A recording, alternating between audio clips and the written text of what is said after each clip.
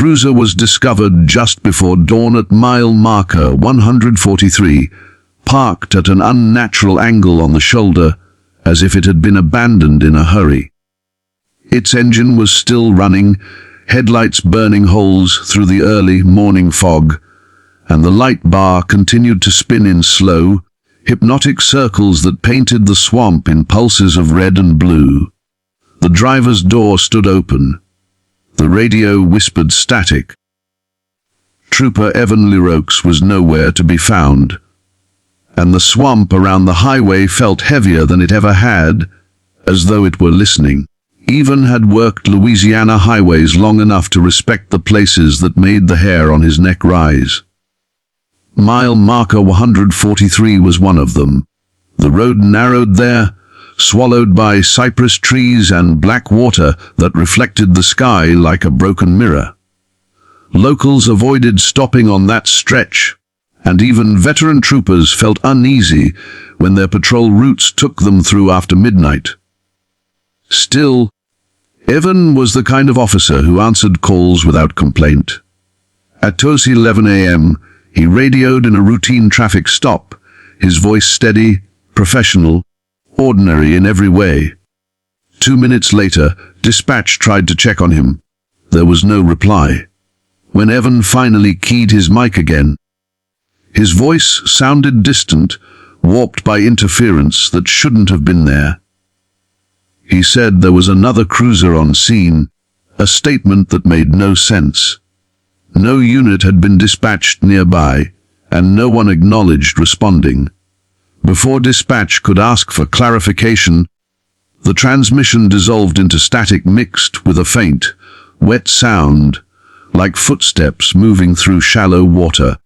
Backup arrived to find Evan's cruiser exactly where he had left it. His campaign hat lay on the pavement beside the open door, perfectly dry despite the heavy fog. His flashlight rested on the seat, still on, its beam cutting through mist and illuminating nothing. There were no footprints, no skid marks, no sign of a struggle. It was as if Evan had simply stepped out of existence. Search teams combed the swamp for days, finding only deep water, thick roots, and a silence that pressed in on them from all sides. Among the older troopers, the disappearance stirred memories no one liked to revisit. Decades earlier, another officer had vanished at the same mile marker under nearly identical circumstances. That case had been buried under paperwork and time, but the road remembered. It always did. 3 nights after Evan disappeared, a rookie dispatcher heard a familiar call sign come through her headset.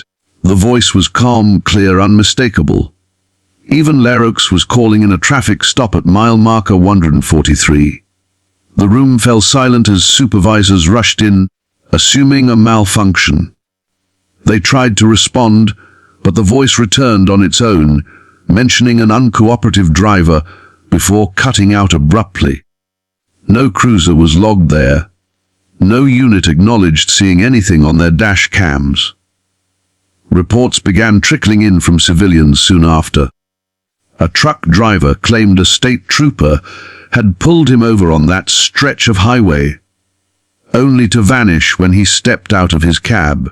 A family said they saw flashing lights in their rearview mirror, then nothing at all. Each account shared the same unsettling detail. The trooper never spoke, never moved much, and seemed soaked, as if he had just climbed out of the swamp itself.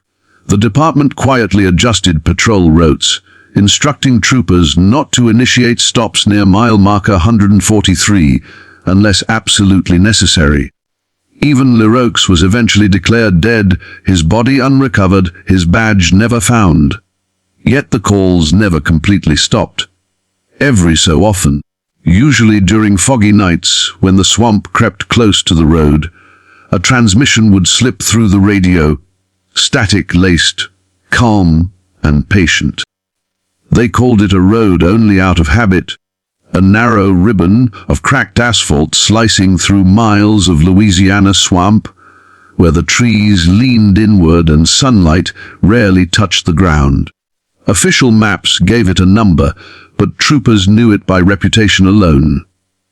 If your patrol route took you there after midnight, you drove faster, spoke less, and never stopped unless ordered.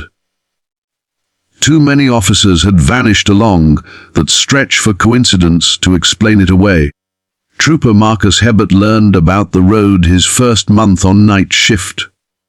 The warning came quietly, passed from one veteran to another while lockers slammed shut and radios crackled to life. Cars stalled there without explanation. GPS units spun uselessly. Radios picked up whispers instead of dispatch.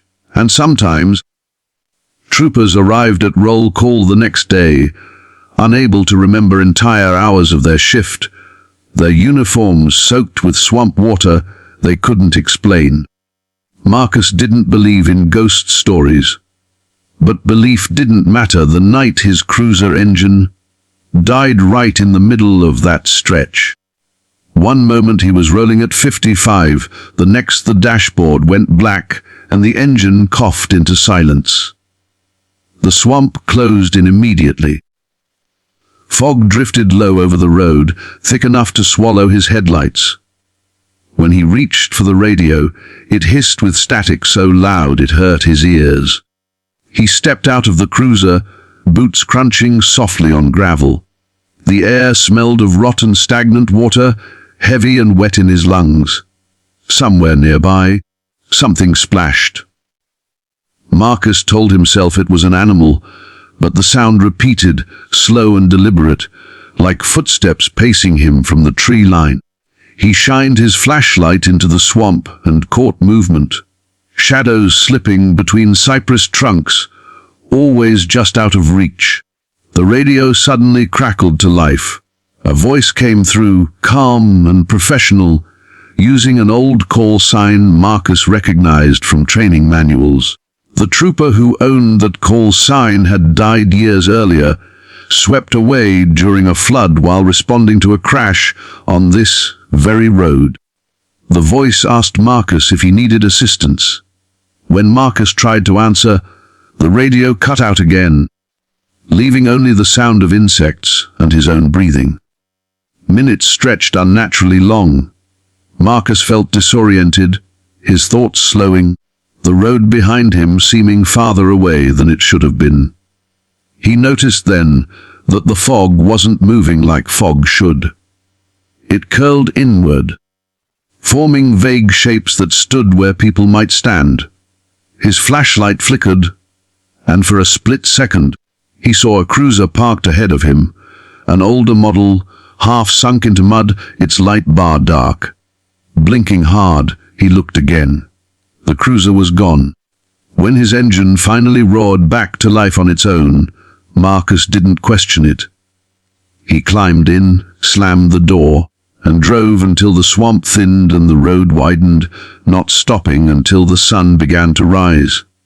At roll call, supervisors noticed his uniform smelled of swamp water, his boots stained dark with mud.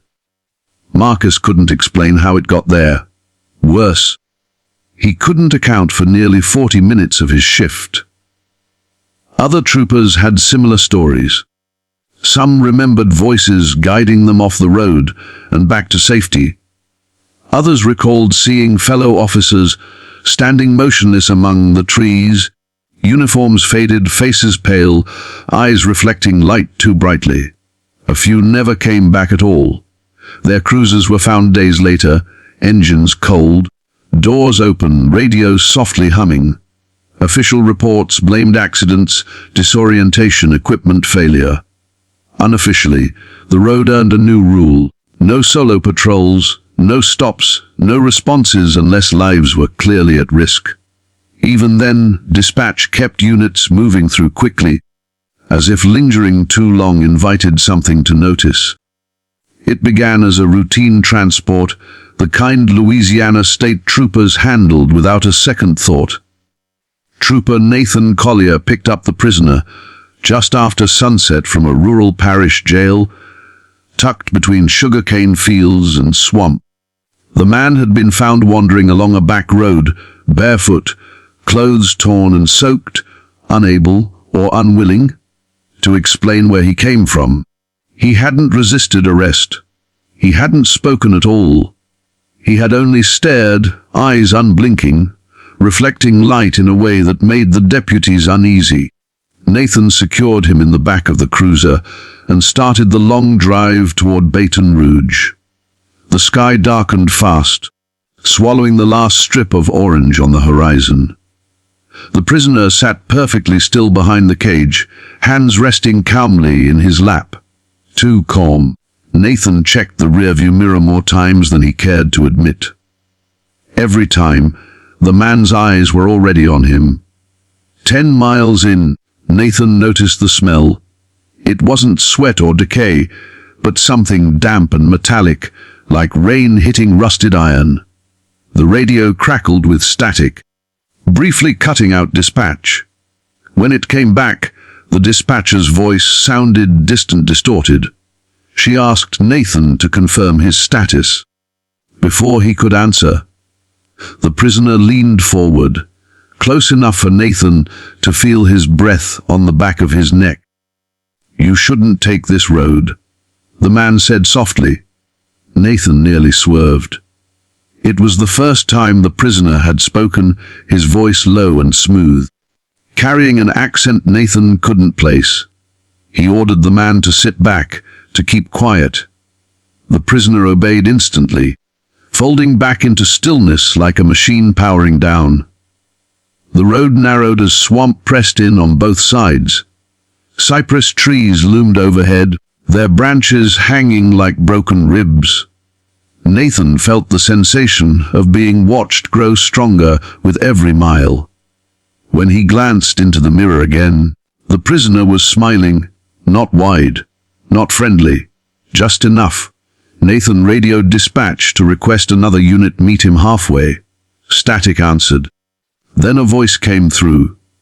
Not dispatch, but something layered beneath it, whispering half, words that made his skin crawl. The dashboard lights flickered. The engine stuttered once, then stabilized. A sharp clang echoed from the back seat. Nathan pulled over instinctively, heart pounding. He exited the cruiser, weapon drawn, and approached the rear door. The prisoner was no longer seated. He was standing, crouched low despite the cage, hands gripping the metal bars. Nathan froze. The man's wrists were bent at unnatural angles, the bones shifting under the skin as if they weren't meant to be there. "You left the water?" the prisoner said. "That was your mistake." The cuffs snapped. Nathan stumbled backward as the man straightened, joints cracking loudly. His face seemed to change in the flashing lights, features blurring, eyes darkening, until they reflected nothing at all. The swamp went silent, insects cutting off at once. Nathan raised his weapon, but before he could fire, the lights died. When they came back, the cruiser was empty. Backup arrived 20 minutes later. They found Nathan standing barefoot in the road, uniform soaked to the waist, gun missing, eyes glassy and unfocused. He kept repeating the same sentence over and over. He wasn't built for the road. Nathan survived, but he never returned to duty. Doctors called it shock. The department called it an equipment failure and closed the case quietly. No prisoner matching the description was ever logged into the system. No fingerprints, no name. Months later, another trooper reported transporting a silent suspect along the same route. The dash cam footage showed the back seat empty the entire time. Yet the audio captured a second voice breathing calmly behind the cage, whispering directions off the road and toward the swamp.